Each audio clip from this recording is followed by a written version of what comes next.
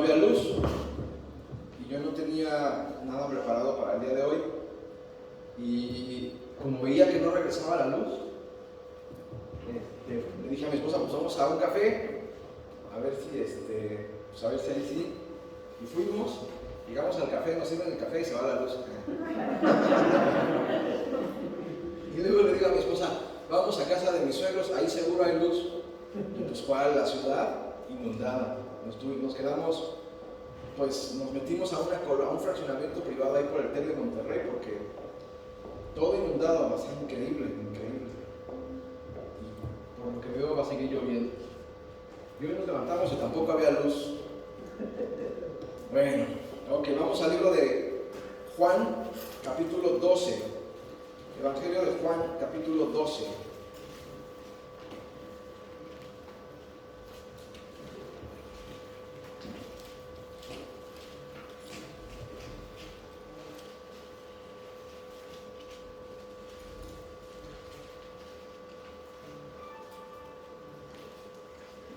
Ahora hay que orar para que se detenga la lluvia. Al principio oramos para que lloviera. Ahora queremos que se detenga la lluvia. Juan capítulo 12, vamos a leer primero vamos a leer el versículo 23. Juan capítulo 12, versículo 23. Dice así: Jesús les respondió diciendo, ¿ya está ahí? Amén. Jesús les respondió diciendo, ha llegado la hora para que el Hijo del Hombre sea glorificado. Vamos a repetirlo y a leerlo todos juntos. 1, 2, 3. Jesús les respondió diciendo, ha llegado la hora para que el Hijo del Hombre sea glorificado. Así como estamos, dile al que tienes al lado, ha llegado la hora de que el Señor sea glorificado. Vamos, dile. Ha llegado la hora para que nuestro Señor sea glorificado. Ha llegado la hora, es tiempo ya de que el Señor sea glorificado en nuestras vidas, en esta congregación y en esta tierra. Ha llegado la hora. Amén. Amén. Vamos a orar. Padre, te doy gracias, Señor, en esta mañana. Bendice, mi Dios, este tiempo. Añade, Señor, a este tiempo, Señor, tu revelación, Señor. Pon en nuestro corazón, Señor, el anhelo ardiente, Señor, de recibir una palabra de parte tuya, Señor. Bendice, Señor, al que pone el corazón, Señor, para oír, Señor, y al que pone el corazón, Señor, para hacer tu palabra, Señor. Añádele tu unción, añádele tu revelación, Señor, añádele tu bendición, Señor. En el nombre de Jesús, amén y amén. Bueno, este versículo me llamó la atención porque generalmente cantamos, Señor, glorifícate, Señor, te alabamos, y tantas cosas que decimos en el sentido de exaltar a Dios, de glorificar su nombre, pero realmente, ¿qué quiere decir que glorifiquemos el nombre del Señor? Y aquí dice dos cosas. Dice el Señor, ha llegado la hora de que el Hijo del Hombre sea glorificado. Y dice dos cosas. Uno, que Dios sea glorificado, y otro dice, ha llegado el tiempo, ha llegado la hora. Quiere decir que hay un momento preciso para que Dios sea glorificado. ¿Qué significa que su nombre sea glorificado? ¿A qué se refiere con la hora, con el momento para que Dios sea glorificado? ¿Cuál es el momento en el que Dios se glorifica? Son algunas de las preguntas. Mire, Jesús dice lanza esta frase en el siguiente contexto. Vamos a leer más arriba para enterarnos cómo y en qué momento el Señor se glorifica. ¿En qué momento el Señor se glorifica? Yo decía en alguna predicación anterior, yo preguntaba que qué era alabar a Dios. Y pues sabemos que no es cantar, o sea, cantar es pues cantar. Eso no es alabar a Dios, sino que alabar a Dios es reconocer quién es Dios y reconocer quiénes somos nosotros. Y eso no es tan sencillo, hermano. Eso no es tan sencillo. Vamos a ver. Vaya conmigo ahí mismo en el capítulo 12, al principio del capítulo 12, está el Señor en un lugar llamado Betania. ¿En dónde está? En Betania. El Señor está en Betania. Y en Betania arranca su camino para ir a Jerusalén, en donde va a ser glorificado. Jesús es glorificado en Jerusalén. ¿Y se acuerda cómo el Señor es glorificado? ¿Cómo? No. ¿Cómo el Señor es glorificado? De dos maneras. Uno, en la cruz. Dos, en el ascenso. Ahí dice que cuando asciende es glorificado. ¿Me sigue? Ok. Cuando Jesús cuando está empezando el capítulo 12, Jesús está en Betania y va a iniciar su camino a ser glorificado. Ok. Vamos a leer. Dice, yo le puse así. Ahorita les digo cómo les puse. Dice, 6 días antes de la Pascua vino Jesús a Betania. 6 días antes de la Pascua, él era la Pascua. 6 días antes vino Jesús a Betania, donde estaba Lázaro. ¿Qué le había pasado a Lázaro? Lázaro había muerto. Lázaro había muerto. Y a quien había resucitado de los muertos. Y le hicieron allí una cena. Marta servía y Lázaro era uno de los que estaban sentados a la mesa con él. Entonces María tomó una libra de perfume de nardo puro de mucho precio y ungió los pies de Jesús y los enjugó con sus cabellos, y la casa se llenó de olor del perfume. Y dijo uno de sus discípulos, Judas Iscariote, hijo de Simón, el que le había de entregar, ¿por qué no fue este perfume vendido por 300 denarios y dado a los pobres? Pero dijo esto no porque se cuidaba de los pobres, sino porque era ladrón. Y teniendo la bolsa, sustraía lo que se echaba en ella. Entonces Jesús dijo, déjala, para el día de mi sepultura ha guardado esto, porque a los pobres siempre los tendréis con vosotros, mas a mí no siempre me tendréis. Jesús empieza su camino a la glorificación. Jesús la empieza en Betania. Y aparecen dos personajes ahí que me llaman mucho la atención, porque ¿cómo podemos entender que Jesús estuviera en Betania? ¿Cómo podemos entender que ahí iniciara el Señor Jesús su camino a ser glorificado? Hermano, es tiempo que el Señor sea glorificado, es tiempo que el Señor se glorifique en nuestras vidas. Y aparecen dos personajes, uno es María y otro es Lázaro. Fíjate lo que sucede con esos dos personajes. Lázaro había muerto y resucitado. ¿Amén? El primer paso, la fase inicial para que el Señor sea glorificado es el quebrantamiento.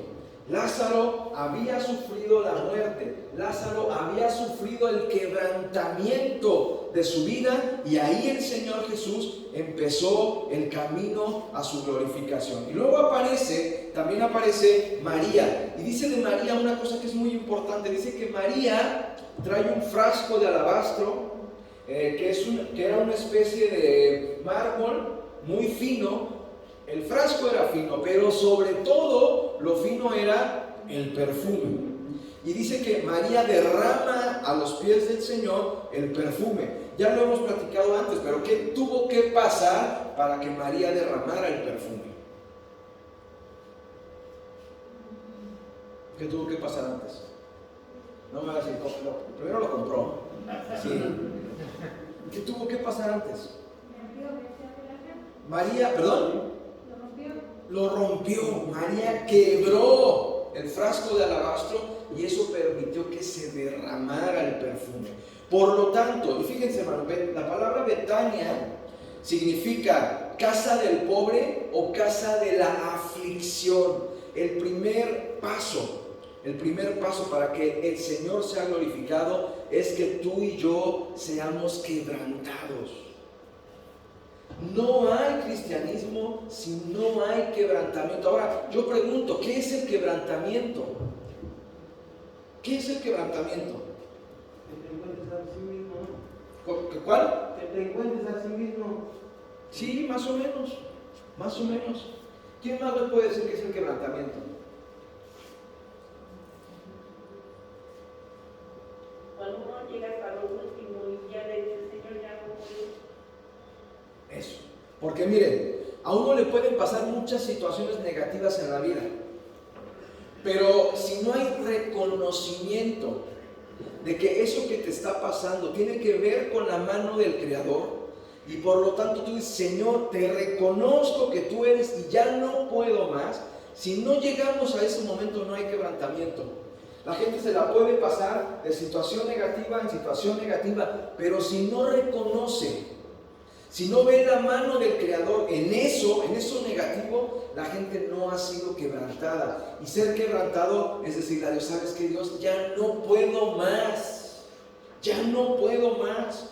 Cuando uno llega a esa situación, entonces ahí empieza el cristianismo. Ahí empieza el cristianismo.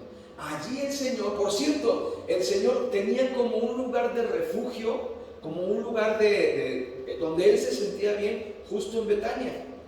Porque ahí estaba Lázaro, el muerto resucitado, y estaba María la quebrantada.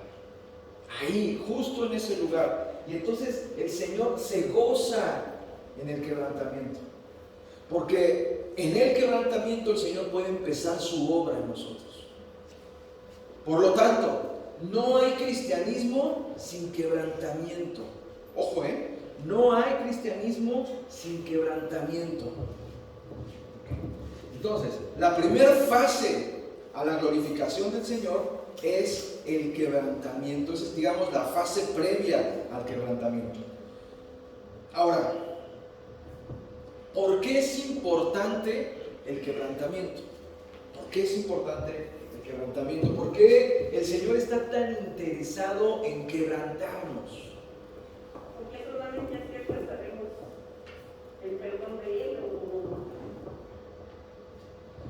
Sí, a mí, yo les he platicado ya del libro de Watchman Nee, léanlo por favor. Creo que lo publiqué en el grupo de la congregación.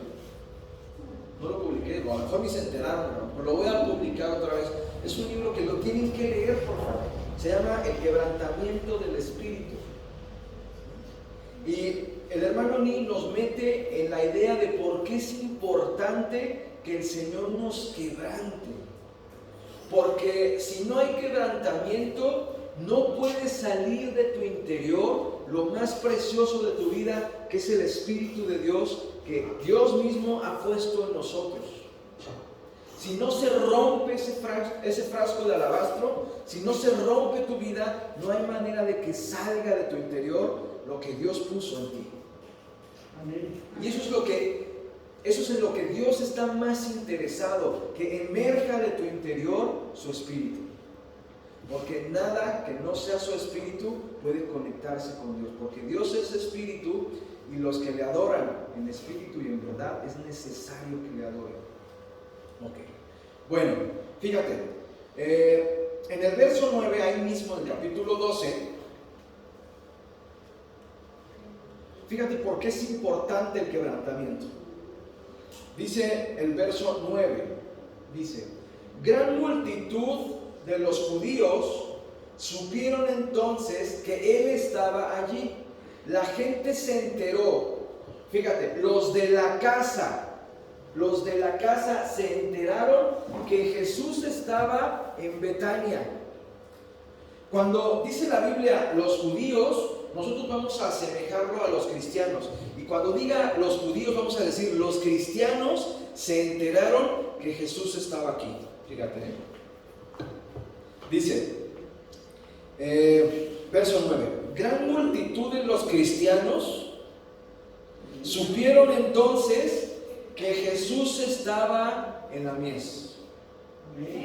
Gran multitud de los cristianos supieron entonces que Jesús estaba en la mies. Y luego fíjate lo que dice, verso 9, y vinieron no solamente por causa de Jesús, sino también para ver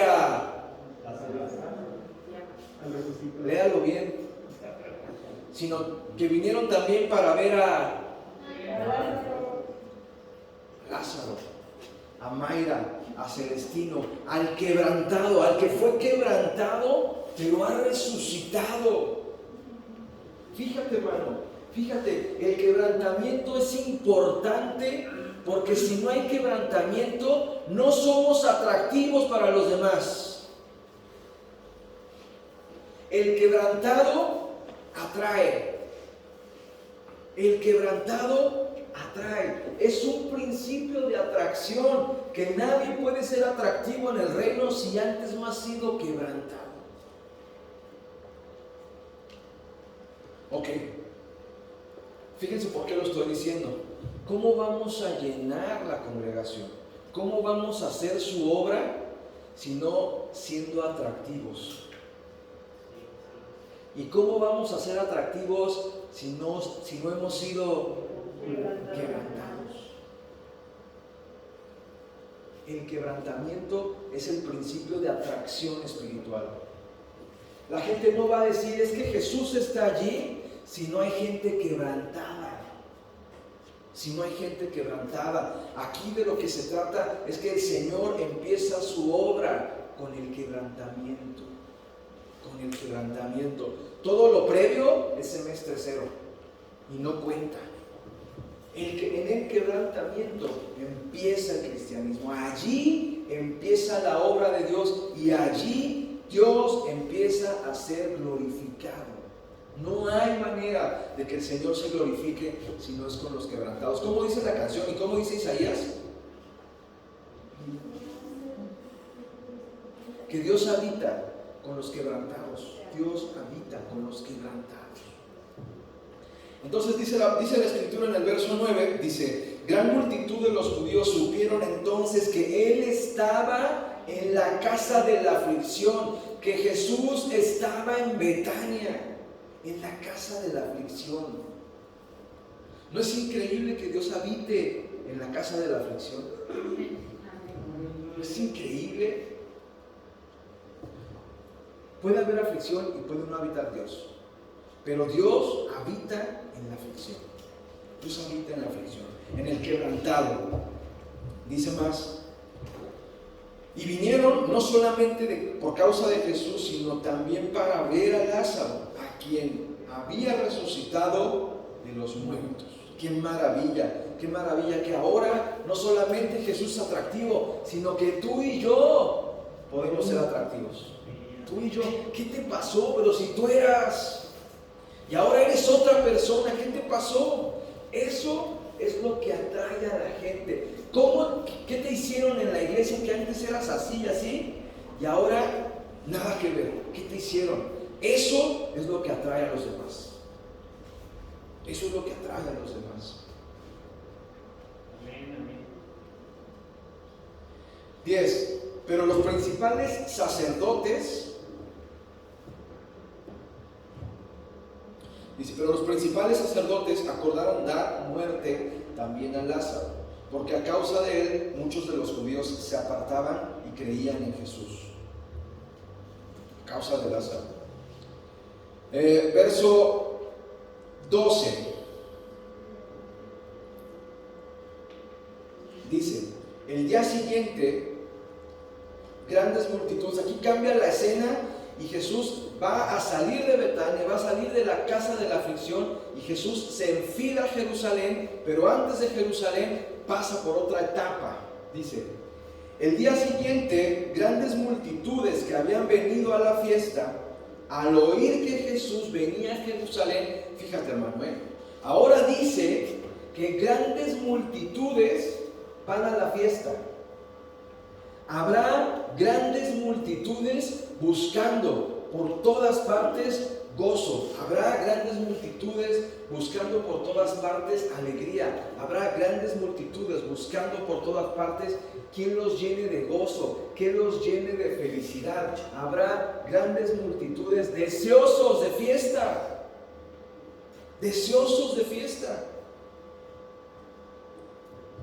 Día siguiente, grandes multitudes que habían venido a la fiesta al oír que Jesús venía a Jerusalén. Fíjate hermano, ¿en dónde estaba Jesús primero?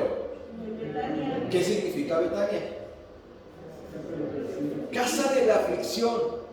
Y ahora Jesús lleva al cristiano, ahora Jesús pasa al cristiano de la aflicción a la fiesta. De la aflicción a la fiesta. Por lo tanto, podemos establecer otro principio muy importante, que no hay gozo verdadero, no hay alegría verdadera si antes no hay aflicción. Que no se puede sentir el gozo del Señor si antes no hay aflicción, porque haber estado muerto y resucitado te permite valorarlo absolutamente todo, como nunca antes, y allí se produce el gozo verdadero. Al oír que Jesús venía a Jerusalén, tomaron ramas de palmera y salieron a recibirse y clamaban: Hosana, bendito el que viene en el nombre del Señor, el Rey de Israel. Yo creo que muchas veces hemos dicho esta frase, pero ¿qué significa? Bendito el que viene en el nombre de Dios. ¿Qué significa?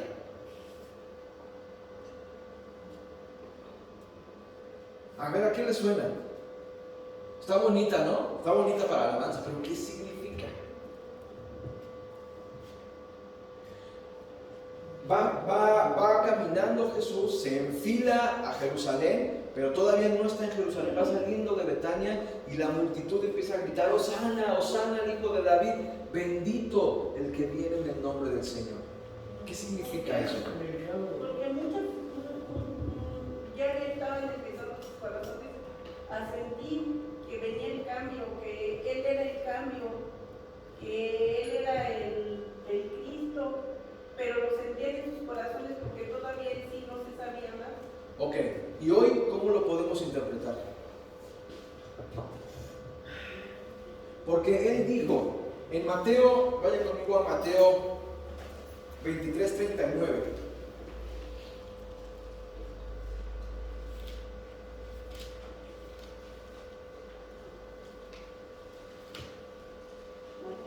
Mateo 23:39.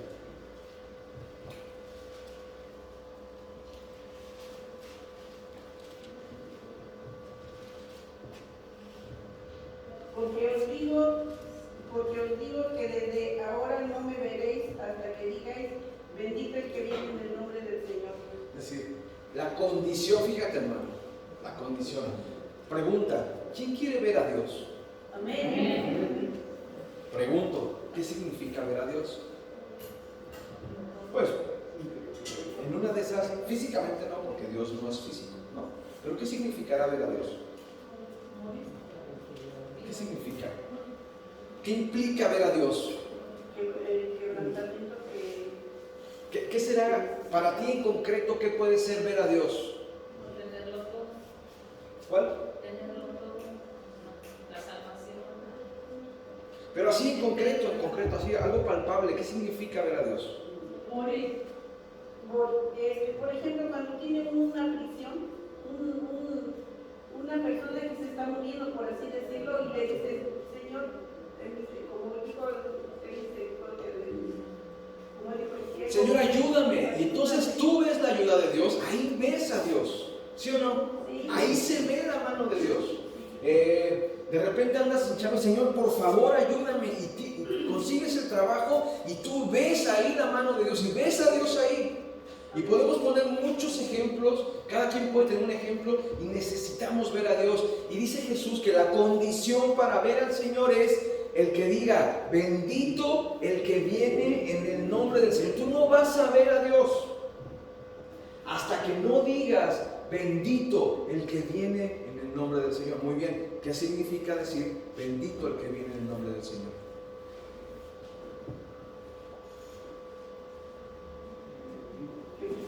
O sea, Jesús ya no está, ¿verdad? Ya no está. Y tú dices: bendito el que viene en el nombre del Señor. ¿Qué más? A ver, piénsenle, ¿cómo lo interpretamos?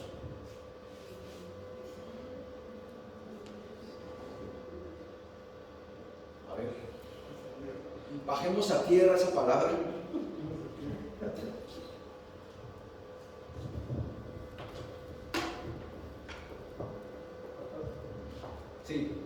para la salvación.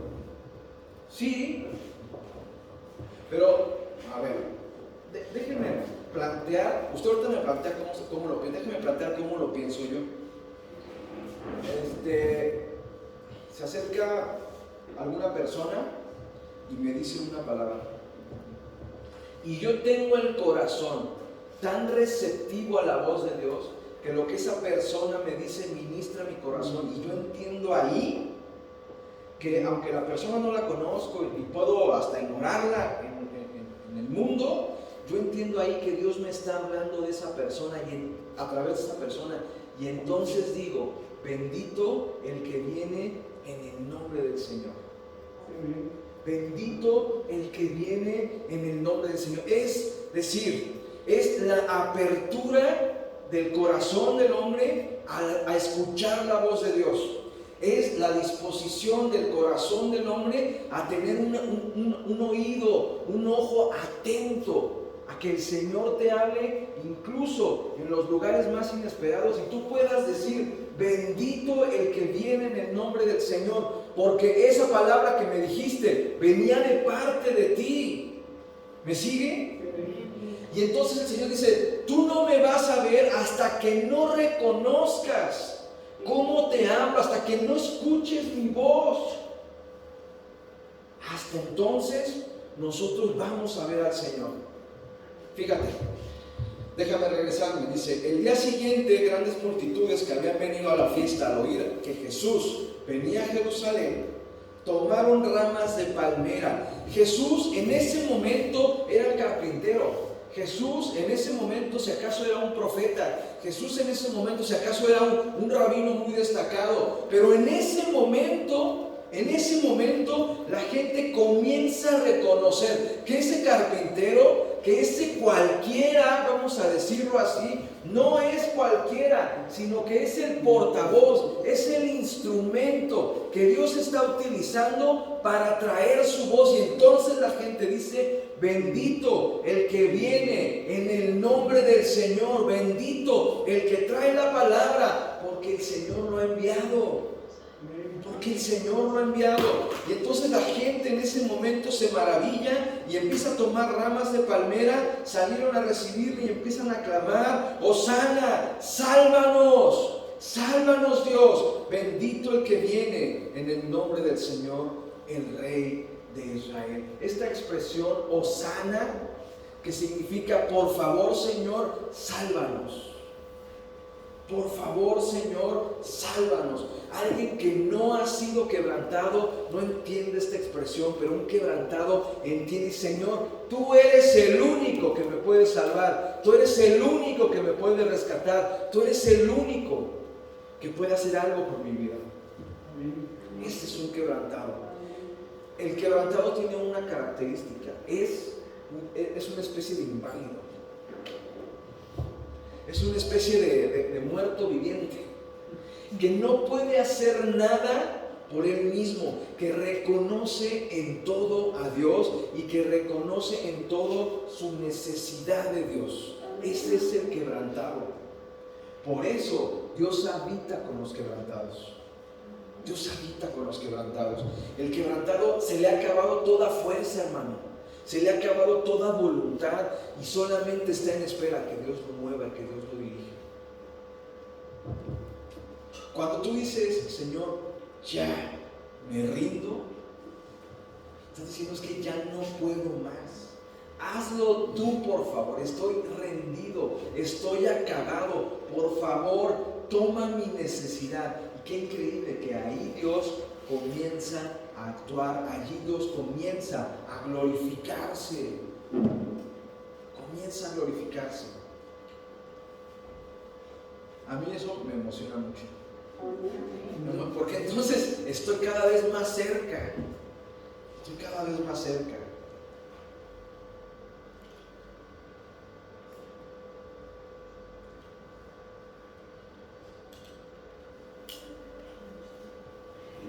Más adelante, Jesús dice algo que no sé cómo le cae a usted, pero le puede caer de peso. Nada más voy a adelantar un poco para ilustrar el punto del quebrantamiento. Dice, en el verso 25 de ese capítulo 12, dice, el que ama su vida, la perderá. Y el que aborrece su vida en este mundo, la ganará. Pregunto, ¿cuántos aborrecen su vida en este mundo? Gracias. ¿Cuántos aborrecen su vida en este mundo?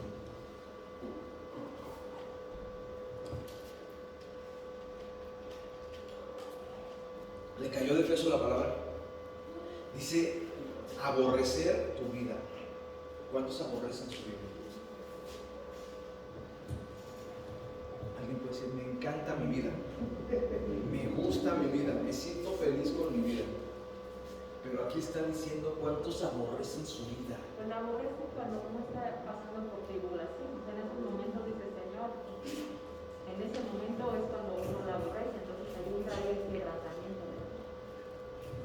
Y la aborreces cuando te das cuando ya pasaste por el quebrantamiento y te dices, me afanaba tanto por esto y quería tanto esto, y no tiene sentido. Y no tiene sentido. Con la enfermedad, uno llega a aborrecer su vida. Dice, bueno, ¿para qué estoy aquí? Como que si tu vida o la vida que llevabas no tuviera sentido. Es increíble. Como si no tuviera sentido. Y entonces te das cuenta que lo único que tiene sentido en tu vida es Dios, lo que puede hacer a través de ti. Es lo único, hermano. Es lo único. Y eso no se puede alcanzar sino a través del quebrantamiento. Por eso es tan importante el quebrantamiento.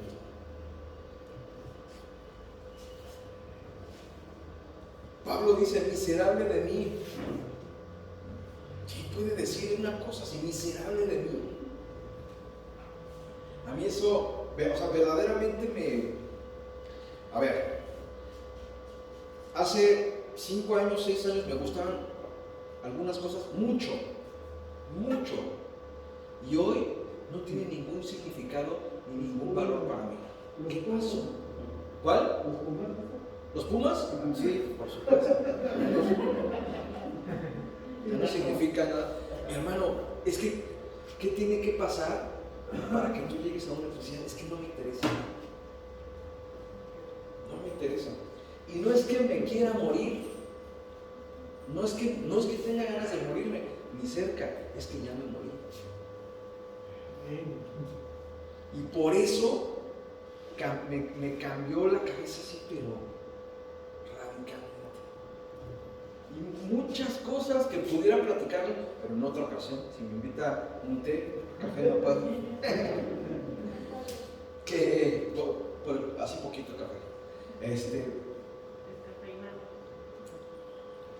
Ándale, el café. Que pasan en tu vida por el quebrantamiento. Es increíble.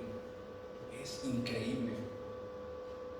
Y entonces empieza a tener un sentido pleno el evangelio. Pleno, que es casi que lo único que le da sentido a tu vida. Es increíble. Ayer le estaba contando y luego sí digo, ya me estoy chiflando. Ayer vi una película cristiana, se llama El Predicador, Metralleta. Así se llama, se la recomiendo, está buena la película. El protagonista es el cuate que hace la película de 300. ¿Han visto esa película? Él es el protagonista y es el predicador. Primero estaba en drogas, era vicioso, todo mal, ¿no? Y después ya se iba a matar a unas personas y su mamá de su mochila le sacó el arma y le puso una Biblia.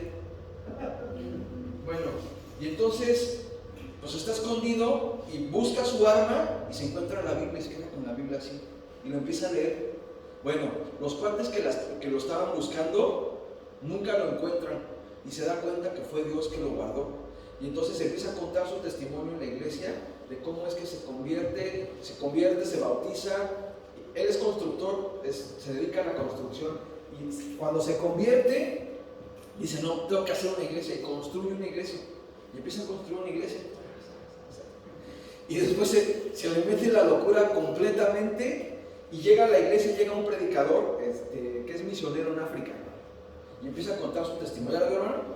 Empieza a contar su testimonio y dice, no, ese hombre me inspira y yo quiero ser como él. Y se le mete la locura y se lanza a África de misionero y lo deja absolutamente todo. Y yo decía, ay, no, Señor. No, Señor, no, Señor, por favor, no, Señor. Yo estaba así de ahorita me lanzo a ver a dónde. Ay, es que, o sea, es que miren, lo que pasa es como si ya no tuviera sentido otra cosa. Y eso es así como que, no, sí, ay, caray. Yo decía, no, Señor, no, Señor. Yo dije, no, cálmate, es una película, relájate, Dios no te está hablando, cálmate. No te alucines. Pero no sé qué va a pasar. No sé qué va a pasar. ¿A poco no se ve usted de misionero por allá haciendo, no sé? Pues quién sabe qué vaya a pasar, pero es raro decirlo, pero como si ya no tuviera otro chiste. O sea, tengo que trabajar y todo lo demás, pero es accesorio, no es como el motor, pues. Y regresamos al tema. Dice, estas cosas no las entendieron sus discípulos al principio, pero cuando Jesús fue glorificado, entonces se acordaron de estas cosas. Se acordaron de que estas cosas estaban escritas acerca de él y de que se las habían dicho.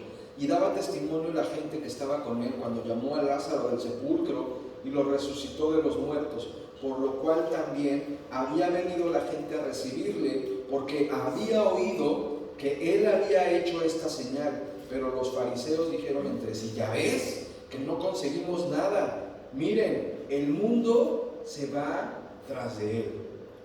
Verso 20. Verso 20, dice así, había ciertos griegos, fíjate cómo empieza, primero están en Betania y se acercan los judíos, primero están en Betania y se acercan los propios cristianos a ver qué está pasando en tu vida, a ver qué está pasando en la congregación, ¿por qué ese cambio? Primero somos atractivos para otros cristianos. Primero, somos atractivos para otros cristianos. Fíjate lo que te estoy diciendo.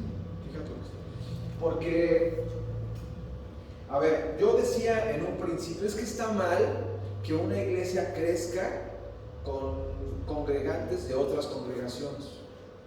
Yo decía, es que no debe ser así. No es sano.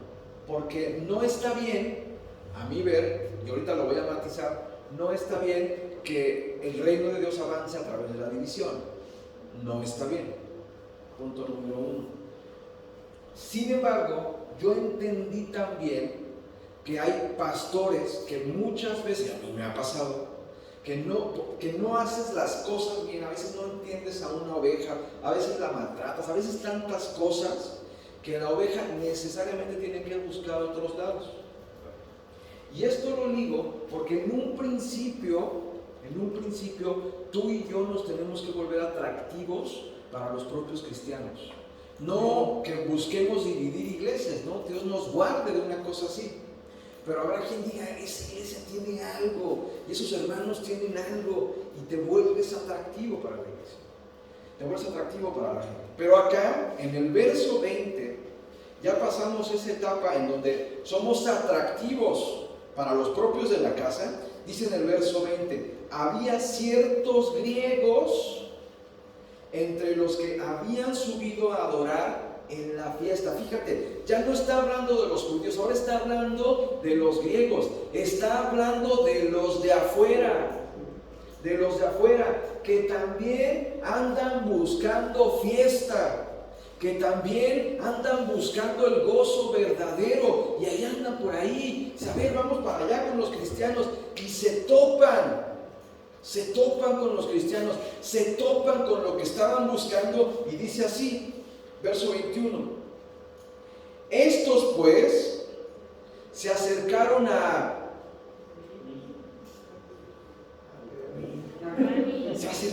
ti. Hermano, va a haber gente que va a estar buscando y te la vas a topar y se van a acercar a ti y te van a hacer la pregunta del millón o te van a decir la frase del millón: muéstranos a Jesús, llévanos a Jesús, llévame con Él, yo lo quiero ver, llévame con Él, muéstramelo, dime dónde está. Y aquí Jesús ya está en otro lado, ha pasado de Betania y ahora está en Betsaida. Betsaida es la estación previa a Jerusalén. Betsaida significa casa de la pesca. De la casa de la aflicción a la casa de la pesca. A la casa de la pesca. Y allí ciertos griegos, ciertas personas se encuentran con Felipe y le dicen: muéstranos a Jesús, llévanos con Él. ¿Y qué vamos a hacer? Fíjate lo que dice aquí. Dice: estos pues se acercaron a Felipe, que era de Betsaida. Estos pues se acercaron con Felipe, que era pescador. Que levanten la mano los pescadores. Usbael, tú la tienes que levantar. Tú sí que la tienes que levantar. Voltea tu Biblia, la contraportada de la Biblia. Atrás. ¿Qué dice? Venid en pos de mí y os haré pescadores de hombres. Se van a acercar contigo, que eres pescador, que estás entrenado en la casa de la pesca. ¿Y qué vas a hacer con esas almas? ¿Qué vas a hacer con esas almas? Traerlas a los pies del Señor, porque tú ya sabes cómo y tú ya sabes pescar, y ese es tu trabajo, porque has estado mucho tiempo en la casa del pescador y ya sabes pescar, ¿o no? Ya estamos listos para pescar. Y dice Felipe: estos pues acercaron a Felipe, que era de Betsaida de Galilea, y le rogaron diciendo: Señor, quisiéramos ver a Jesús. Felipe fue y se lo dijo a Andrés. Entonces Andrés y Felipe se lo dijeron a Jesús. Se lo dijeron a Jesús. A mí me impacta cómo la gente se acerca y es que es así como: ¿y ahora qué hacemos? ¿Ahora qué hacemos? Y va con su hermano del alma y le dijo: ¿y ahora qué? Pues vamos a llevarlo. ¿Cómo no se le ocurrió a Felipe? Pues lo llevamos, ¿no? No, ¿qué hago? ¿Qué hago? ¿Le hablo al pastor o qué hago? No, tú eres pescador, tú ya sabes pescar. Tráelo. Amén. Amén. Y dice: y se lo dijeron a Jesús. Jesús le respondió diciendo: fíjate cómo, fíjate hermano, fíjate lo que le tienes que decir a esas personas que se te acercan. Fíjate. Porque la gente va a llegar con necesidad de alegría, de gozo. ¿Sí? La gente está deseosa de fiesta. Los griegos están deseosos de fiesta, de alegría, de que alguien los contagie, de que alguien los lleve y los enseñe a adorar. ¿Sí? Ok. Y entonces imagínate a Felipe y a Andrés: oye Señor, mira, nos encontramos a unos griegos que te quieren conocer, quieren ir a la fiesta contigo, Señor. Mira lo que te... Y el Señor les dice... me recordó tanto al pastor, a mi pastor. Jesús les respondió diciendo: ha llegado la hora para que el Hijo del Hombre sea glorificado. De cierto os digo, que si el grano de trigo no cae en la tierra y muere, queda solo. Pero si muere, lleva mucho fruto. El que ama su vida la perderá, y el que aborrece su vida en este mundo, para vida eterna la ganará. Llega la gente bien prendida: no, yo quiero conocer, no sé qué. Y Jesús le sale con este rollo: mira, te tienes que morir. Y si no te mueres, aquí no la armas. Y si no llevas tu cruz, aquí no la armas. No, Señor, pero nosotros queremos fiesta. Y Jesús: mira, te tienes que morir. Y Jesús les empieza a decir, les empieza a aventar no digo que un rollo, pero un rollo, que les mata toda alegría y toda ilusión. Como dice, ¿estás seguro que quieres venir a adorar conmigo? Tienes que morir. ¿Y qué van a decir los ciertos griegos? Ahí te ves, manito.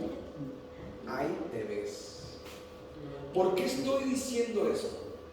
¿Por qué estoy diciendo esto? Hermano, yo no sé a veces que se predica en las iglesias. Yo no sé a veces que se predica en las iglesias, pero en las iglesias tenemos que predicar quebrantamiento. Y discipular es en primera instancia hacerle conocer a la gente que aquí, en un primer momento, es quebrantamiento. Amén. Jesús les está diciendo, mira, cuando vengan esos griegos, tú discipúlalos con el quebrantamiento. Y si aún así permanecen, es que son de aquí. Si no, y a veces viene la gente y se la planteamos de una manera fantástica, pero falsa. Pero falsa. Y Jesús dice, el discipulado empieza con el quebrantamiento.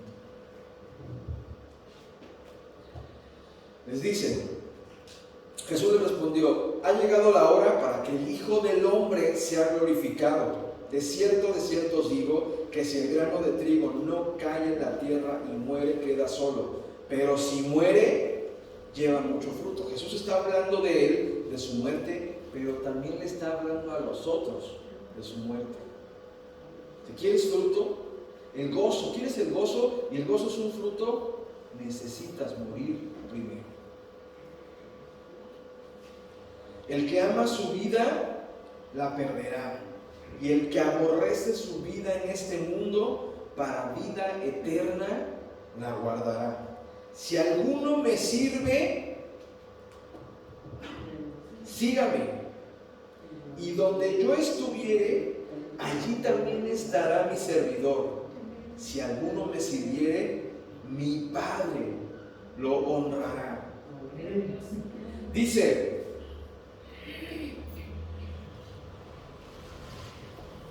la gente va a venir, te va a decir, oye, muéstrame a Jesús. ¿Cómo le vamos a hacer, hermano? ¿Cómo le vamos a hacer? La pregunta de ¿cómo le vamos a hacer? Pues hay que llevarlos a sus pies, que es el quebrantamiento. Fíjate cómo dice, me encanta cómo dice aquí, porque dice, 25, el que ama su vida, la perderá. Y el que aborrece su vida en este mundo, para vida eterna la guardará. Si alguno me sirve, glorificar al Señor significa servicio. Pero nadie que sirva sin haber sido antes quebrantado, ningún servicio sin quebrantamiento glorifica al Señor. El servicio que glorifica al Señor es el servicio del quebrantado. Es el servicio del quebrantado.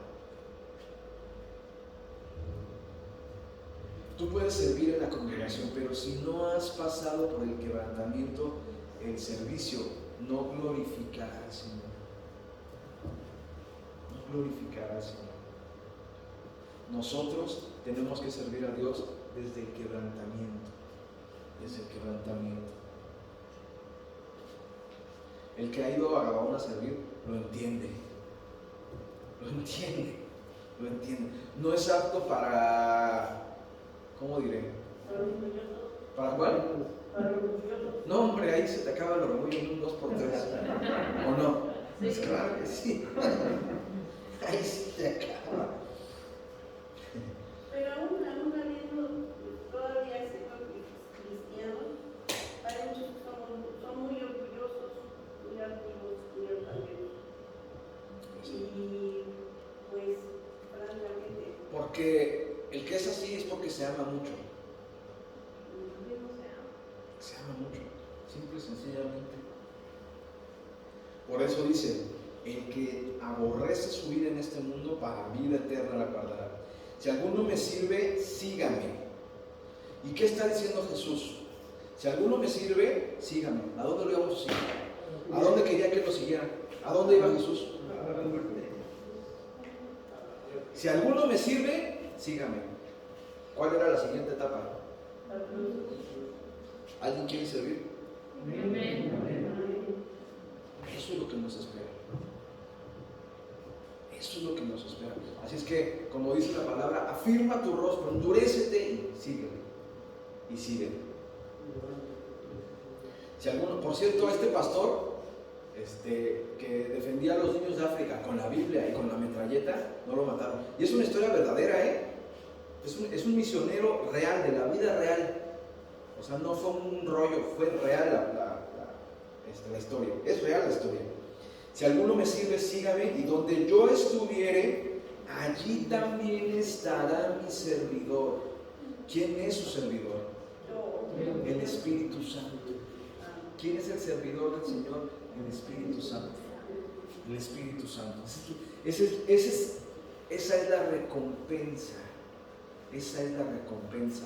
Que el servicio con el quebrantamiento va acompañado del servidor del Señor, que es el Espíritu Santo. Allí estará mi servidor. Si alguno me sirviere, mi Padre lo honrará. Vamos a ponernos sobre nuestros pies.